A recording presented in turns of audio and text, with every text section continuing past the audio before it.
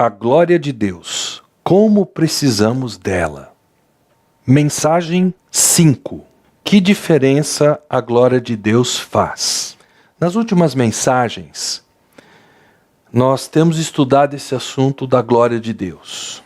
Hoje nós precisamos responder uma pergunta muito importante.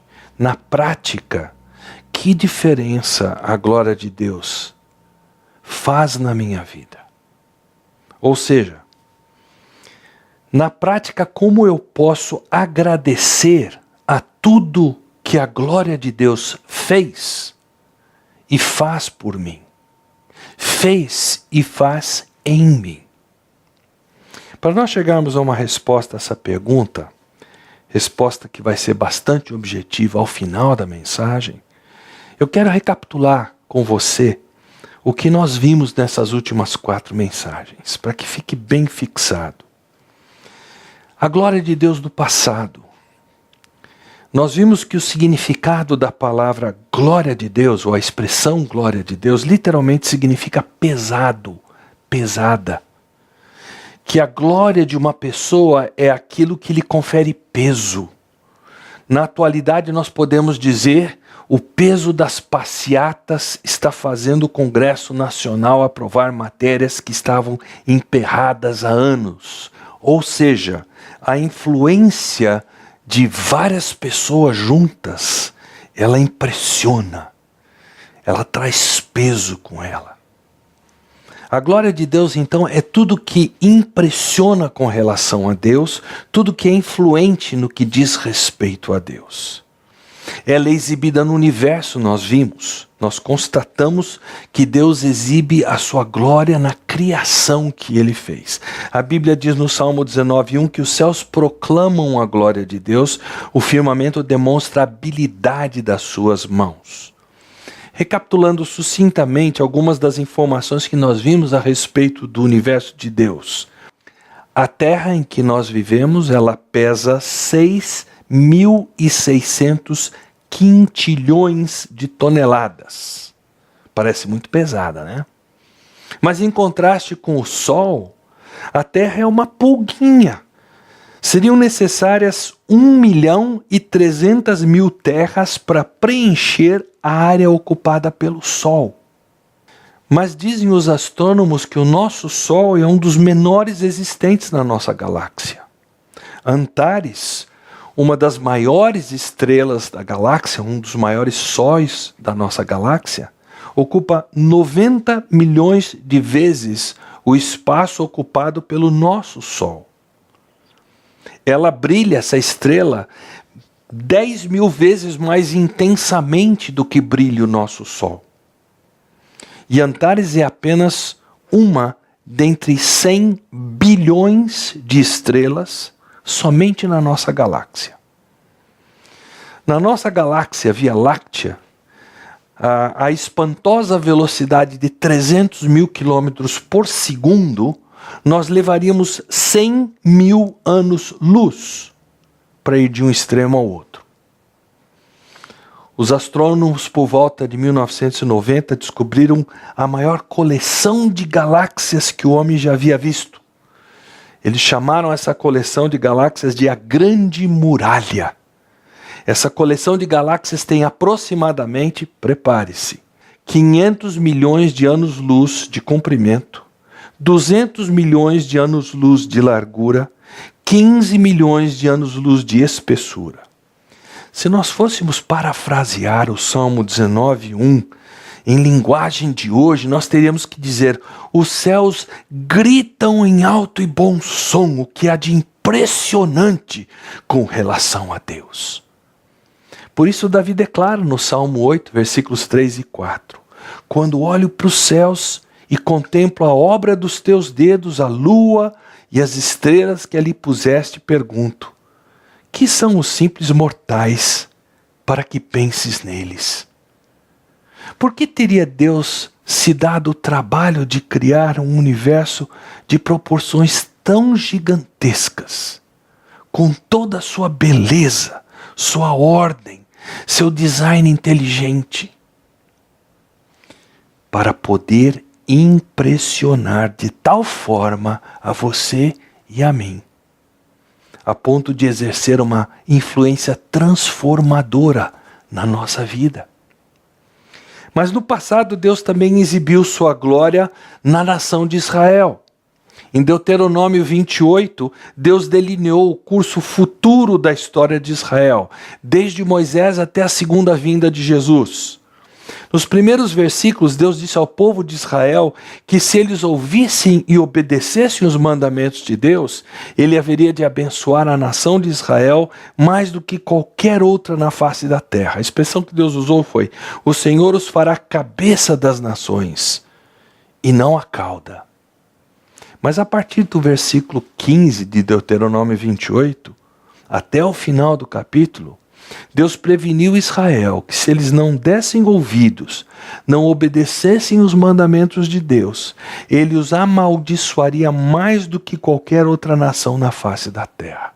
E todos nós sabemos que característica marcante isso tem sido com relação a Israel. Basta olhar para a história. Por que Deus haveria de lidar com Israel através dessa forma dupla de agir? Bênção versus maldição. Deus responde essa pergunta lá em Deuteronômio mesmo, capítulo 28, verso 37. Vocês serão um motivo de horror, de ridículo e de zombaria entre as nações para as quais o Senhor os enviar. Em outras palavras, eles se tornariam numa demonstração prática para que todos vissem. Deus haveria, por onde quer que tivesse espalhado Israel, de deixar bastante patentes essas duas verdades para todas as nações. Primeira delas, Ele é o Deus que abençoa aqueles que ouvem e obedecem a sua palavra. Segunda verdade, Ele é o Deus que traz juízo sobre aqueles que se recusam a dar ouvidos e obedecer a sua palavra. Por isso, não é por acaso que Deus fincou Israel, já naquela época, no local geográfico mais estratégico do mundo. A luta atual por Jerusalém, nos dias de hoje, é apenas mais uma prova de que aquele ponto geográfico é o centro da terra. E também não é sem razão e sem propósito que Deus restaurou Israel àquele mesmo ponto geográfico prometido a Abraão. Deus fez isso preparando o mundo para a mais portentosa exibição da sua própria glória, que o mundo ainda vai ver, que será a volta de Jesus, o estabelecimento do seu reino milenar. Mas no passado Deus também exibiu a sua glória através do fogo, ou através de uma luz intensamente brilhante. E sempre que aparecia o fogo glória de Deus, a luz glória de Deus, significava a singular presença de Deus. Esse fogo, essa luz de Deus que assumiu formas diferentes ao longo da história, nós vemos, por exemplo, quando Deus apareceu para Moisés, lá em Êxodo 3, na forma daquela sarça que queimava, mas não se consumia. E isso foi para significar que Deus estava ali para chamá-lo, para vocacionar Moisés, para tirar o povo de Israel do Egito. Deus falou no meio daquele fogo que ardia, mas não consumia aquele arbusto. E foi o mesmo fogo, glória de Deus, que conduziu o povo de Israel para fora do Egito. E que os acompanhou durante 40 anos, enquanto eles estiveram no deserto, até chegarem à terra prometida. E durante essa época, esse fogo, glória de Deus, ele aparecia durante o dia como uma coluna de nuvem e durante a noite como uma coluna de fogo. Qual era o significado? Deus estava singularmente presente com o povo, dirigindo-o, guardando-o. No dia que Moisés subiu ao monte Sinai, e ele voltou com as tábuas da lei, os 10 mandamentos, o povo contemplou novamente o fogo, glória de Deus. Qual foi o significado nessa ocasião? Deus havia vindo para se encontrar de maneira singular com o povo de Israel. Quando Moisés e o povo dedicaram o tabernáculo no deserto, ou a tenda de encontro, como dizem algumas versões, eles viram o fogo, glória de Deus, descer e entrar no chamado Santo dos Santos, ou no lugar santíssimo daquela tenda do encontro, que era justamente o lugar da presença imediata de Deus, naquela tenda móvel. Quando mais tarde Salomão constrói o templo, e o povo dedica o templo com Salomão lá em Jerusalém, eles também viram o fogo, glória de Deus, descer e invadir o chamado Santo dos Santos, ou lugar santíssimo, daquela estrutura que agora era fixa e destinada à adoração de Deus lá em Jerusalém. Qual era o significado? Novamente, Deus estava singularmente presente. Primeiro naquela estrutura de culto lá no meio do deserto, que era móvel, mas agora dentro do templo que era fixo em Jerusalém. Mas alguns séculos depois, mais tarde, o profeta Ezequiel contemplou um trágico acontecimento com relação à glória de Deus. Ele, em visão, viu o fogo, glória de Deus, sair do Santo dos Santos, lá do templo de Jerusalém, pairar algum tempo sobre o templo, depois pairar algum tempo sobre as muralhas, aí ir para o Monte das Oliveiras, que fica ao lado de Jerusalém, e pairar ali durante algum tempo, e aí desaparecer.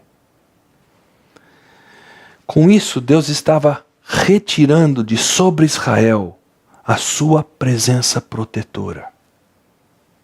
Israel sofreu por se afastar de Deus, aquilo que nós conhecemos como cativeiro babilônico, o impiedoso domínio romano depois, e todos os outros acontecimentos históricos que nós conhecemos. Essa glória de Deus sobre Israel, ela voltará a existir após a conversão de Israel, na segunda vinda de Cristo, se estendendo pelo milênio e por toda a humanidade, como retrata Isaías 62, versículos 2 a 4, dentre outras profecias registradas no Antigo Testamento, referindo-se especificamente a essa situação e aqui no caso a Jerusalém. O texto diz assim: as nações verão a sua justiça, reis do mundo todo contemplarão a sua glória. Você receberá um novo nome da boca do Senhor. Seu novo nome será Cidade do Prazer de Deus e Esposa de Deus, pois o Senhor tem prazer em você e a tomará como esposa.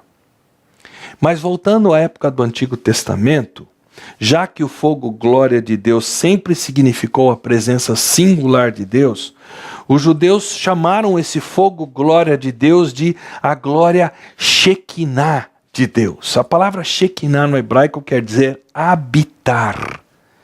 Tudo isso aconteceu no Antigo Testamento, mas em nenhum lugar do Antigo Testamento nós temos qualquer indício de que a glória Shekinah de Deus tenha habitado dentro de um ser humano. Mas isso mudou quando a glória Shekinah de Deus habitou em Cristo Jesus. No início do Evangelho de João, nós lemos a respeito de Jesus. Assim, a palavra se tornou ser humano, carne e osso, e habitou entre nós. Vimos a sua glória, glória do Filho único do Pai, cheio de graça e verdade. Em Mateus 17, no relato da transfiguração, isso se demonstrou mais claramente quando Jesus tomou consigo Pedro, Tiago e João e se transfigurou diante deles com a sua face e as suas vestes brilhando intensamente. Os discípulos identificaram aquela luz brilhante como a glória Shekinah de Deus. E o que a glória Shekinah de Deus, habitando em Jesus, queria significar? Como no Antigo Testamento, a presença singular, única de Deus. Jesus de Nazaré era ninguém menos do que Deus encarnado em figura humana. Isso nos faz entender melhor algumas coisas ditas a respeito do Senhor Jesus Cristo. Por exemplo, a reação daquele idoso e piedoso sacerdote Simeão, quando Jesus, com 8 dias de vida, é levado pelos seus pais para ser apresentado ao Senhor. Olha o que Simeão diz: os meus olhos já viram a luz para a revelação dos gentios e para a glória de Israel, teu povo. Nós nos lembramos da frase que Jesus fala a seu próprio respeito: eu sou a luz no mundo. Por isso tudo, Paulo lá em 1 Coríntios 2 chamou Jesus de o Senhor da glória. Em Colossenses 2,9 ele declarou que nele, em Cristo, habita em corpo humano toda a plenitude de Deus. E o escritor aos Hebreus afirmou que o Filho, Jesus, irradia a glória de Deus, expressa de forma exata o que Deus é. A glória Shekinah de Deus no corpo físico de Jesus implicava que ele era Deus encarnado em figura humana. Mas nós também focamos os nossos olhos na glória de Deus no presente, manifesta em nós, os crentes em Cristo Jesus. Nós vimos que 10 dias após a ascensão de Jesus, no dia de Pentecoste, enquanto aquele pequeno grupo de discípulos se encontrava reunido orando, algumas coisas aconteceram. Um som que veio do céu, como de um poderoso vendaval, diz o texto bíblico. Mas junto com o som vieram línguas de fogo que pousaram sobre cada um deles. E o texto dá a entender que essas línguas que vieram sobre eles, elas desapareceram dentro do corpo deles. Nós explicamos que essas línguas de fogo que apareceram no dia de Pentecoste não eram outra coisa senão a glória Shekinah de Deus. Só que dessa vez, elas foram divididas entre aqueles crentes que ali se encontravam, representando a mesma coisa do passado, a presença singular de Deus. Mas pela primeira vez na história, uma pessoa da Trindade, o Espírito Santo, estava vindo fazer morada no corpo desses pecadores que haviam confiado em Cristo como seu Salvador. Se você já colocou a sua confiança para a salvação exclusivamente em Cristo Jesus, num sentido bastante literal, isso significa que a glória Shekinah de Deus habita no seu corpo, na pessoa do Espírito Santo. Que privilégio! Que enorme responsabilidade você e eu temos. Tanto que em 1 Coríntios 6,19, Paulo diz a respeito dos crentes em Cristo Jesus: vocês não sabem que o seu corpo é o templo do Espírito Santo que habita em vocês, que lhes foi dado por Deus? Assim como a glória Shekinah de Deus, ao habitar o templo de Salomão, tornou aquela estrutura em templo de Deus, assim a glória Shekinah de Deus, na pessoa do Espírito Santo, habitando o corpo de cada crente em Cristo Jesus, torna o corpo de cada crente, cada um desses crentes, no templo do Espírito Santo. Então, à luz dessa verdade, Paulo diz qual é a nossa responsabilidade. Ele diz no versículo seguinte a esse 19, versículo 20, honre a Deus com o seu corpo. À luz do fato de que a glória de Deus habita em você, habita em mim, nós somos responsáveis por glorificar a Deus com o nosso corpo. Já que a glória de Deus é tudo aquilo que impressiona com relação a Deus, tudo aquilo que é influente no que diz respeito a Deus, isso implica que nós crentes precisamos usar o nosso corpo de forma tal a fazer com que o mundo à nossa volta fique tão impressionado com Deus, o Deus que nos alcançou, o Deus que nos salvou, a ponto desse mesmo Deus exercer nessas pessoas que nos observam a influência transformadora de vida que elas também precisam receber. Foi exatamente isso que Jesus disse nas bem-aventuranças. Em Mateus 5,14 nós lemos: vocês são a luz do mundo. Suas boas obras devem brilhar, para que todos as vejam e louvem seu Pai que está no céu.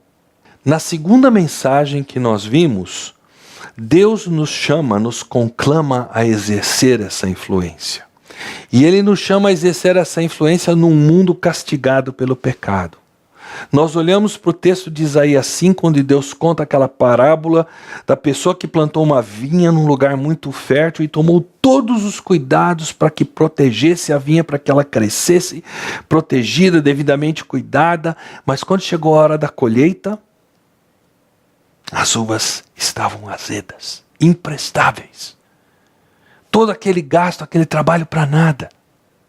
Nós vimos através daquele texto que Deus se referia a Israel e que esse povo representa bem o povo que está diante de nós hoje. O povo para quem nós precisamos demonstrar a glória de Deus. Povo que é materialista, não quer saber de Deus, é cada dia mais apegado meramente a coisas que pode comprar, adquirir, possuir. Povo que está entregue ao prazer da bebedeira. Nós vimos, por exemplo, que no Brasil mais de 11% da nossa população, mais de 23 milhões de pessoas, são pessoas dependentes do álcool. Nós vimos se tratar de um povo marcado por uma pecaminosidade desafiadora. Deus, se você não gosta, quero ver o que você vai fazer comigo. Vamos lá, eu te desafio. É mais ou menos essa a atitude do ser humano nos dias de hoje. O brasileiro vive assim. Vimos se tratar de um povo entregue à perversão moral. É só ligar a televisão. Não precisa nem estar sintonizado no Big Brother Brasil ou programas semelhantes. O desvirtuar do sexo criado por Deus está por toda parte. Nós vimos se tratar de um povo orgulhoso, que não admite que vive de forma a afrontar a Deus com o seu pecado.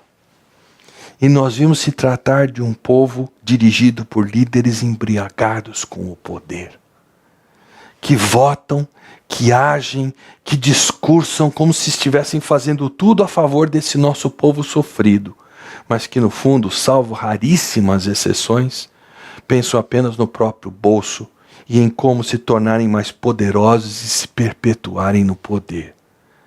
Está em pauta em Brasília atualmente a reforma política que ilustra muito bem o que eu estou dizendo aqui. Aí nós fomos confrontados com o fato de que a glória de Deus só pode ser adequadamente exibida por quem enxergou quem Deus é. E nós nos limitamos a analisar 3 aspectos que marcam a Deus, dentre tantos aspectos relatados pela Bíblia, os quais nós recapitulamos em rápidas pinceladas. Primeiro, que o nosso Deus é santo.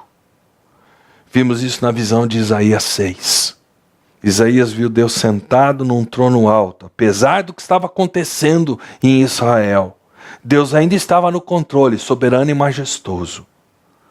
Isaías viu acima dele serafins, que diziam em alta voz uns para os outros: Santo, Santo, Santo é o Senhor dos Exércitos, toda a terra está cheia da sua glória, enfatizando a peculiaridade mais singular acerca de Deus: existir separado do pecado, completa, absolutamente e inegavelmente separado do pecado.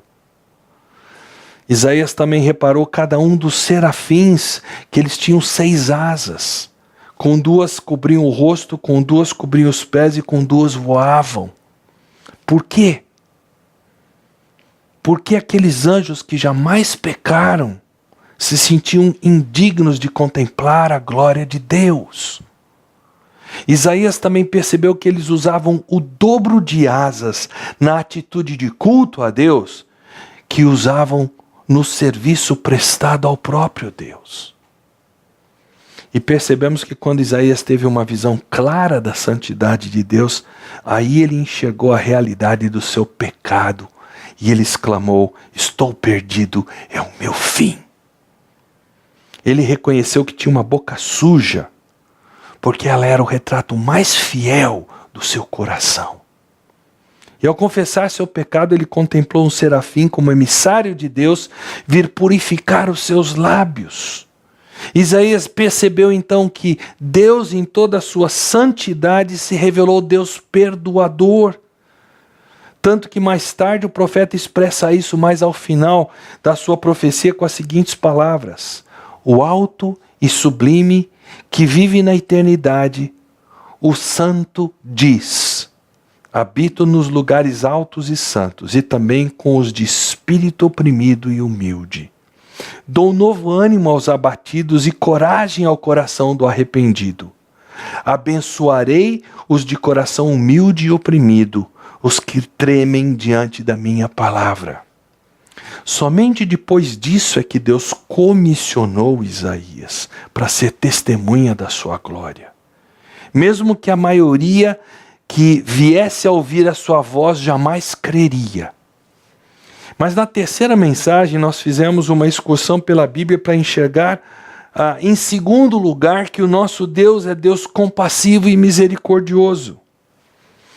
E analisamos a partir de Êxodo 34, quando Moisés está diante de Deus para obter a segunda leva das tábuas da lei, o próprio Deus se revelando a ele como Deus compassivo e misericordioso, quando ele diz o seguinte a seu próprio respeito. Aqui é Deus falando a Moisés: Yahvé, o Senhor, o Deus de compaixão e misericórdia, sou lento para me irar e cheio de amor e fidelidade. Cubro de amor 1000 gerações e perdoo o mal, a rebeldia e o pecado. Contudo, não absolvo o culpado. Vimos o quanto essa marca de Deus, ser compassivo e misericordioso, está presente na Bíblia como um todo. Nós vimos que Deus, por exemplo, externou isso no livro de Joel, na profecia de Joel, capítulo 2, 12 e 13. Por isso diz o Senhor: voltem para mim de todo o coração. Venham a mim com jejum, choro e lamento. Não rasguem as roupas em sinal de tristeza, rasguem o coração. Voltem para o Senhor seu Deus, pois Ele é misericordioso e compassivo, lento para se irar e cheio de amor. Está sempre pronto a voltar atrás e não castigar.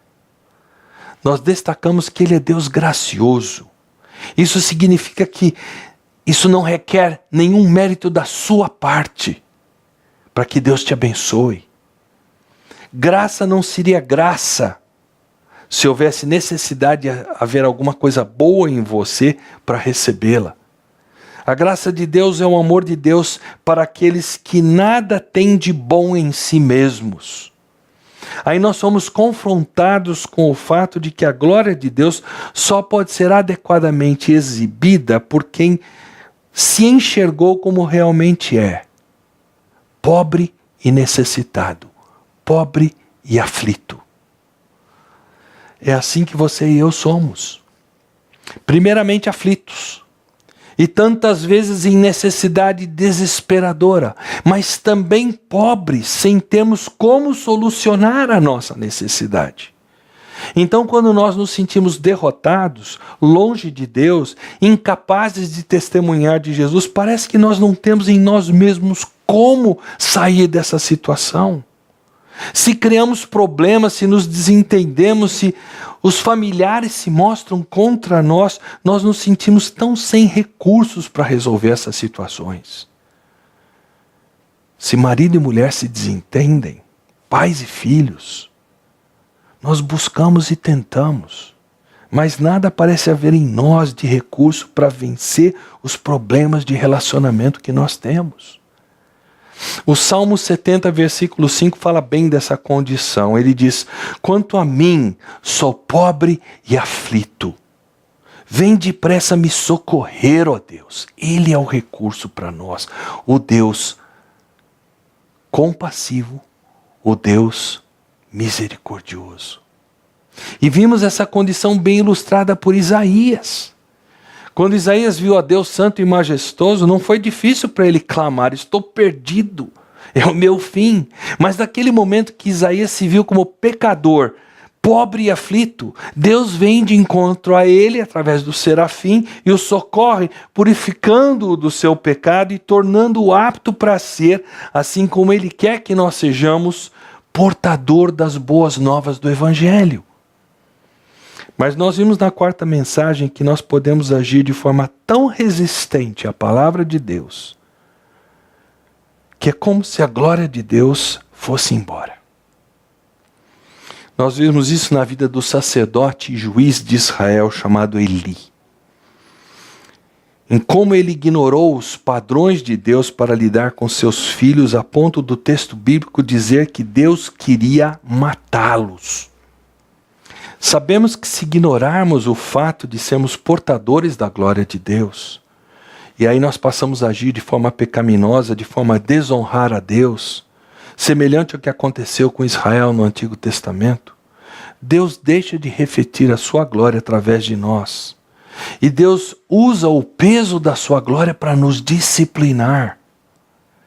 E quando nós nos humilhamos diante da disciplina de Deus, Ele volta a nos usar para refletir a sua glória.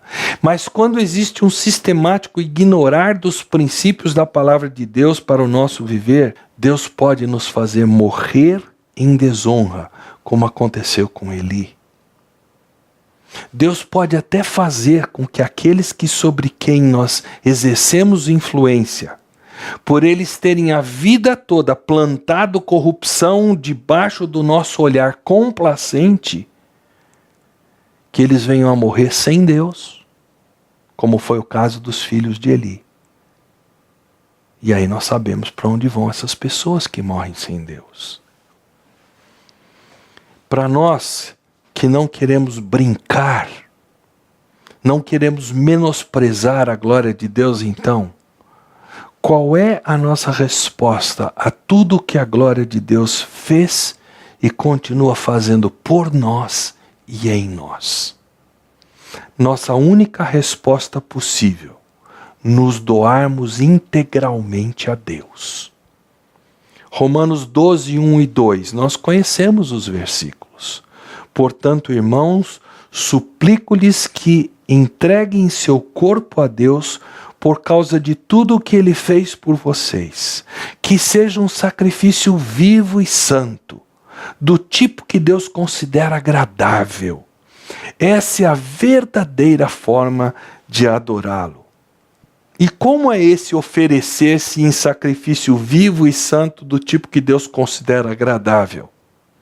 O versículo 2 responde: não imitem o comportamento e os costumes deste mundo, mas deixem que Deus os transforme por meio de uma mudança em seu modo de pensar, a fim de que experimentem a boa, agradável e perfeita vontade de Deus para vocês. Reparou como é que esse doar-se integralmente a Deus acontece? Deus ordena que nós sejamos diferentes, separados do comportamento habitual do mundo, ou seja, Deus quer que nós sejamos santos.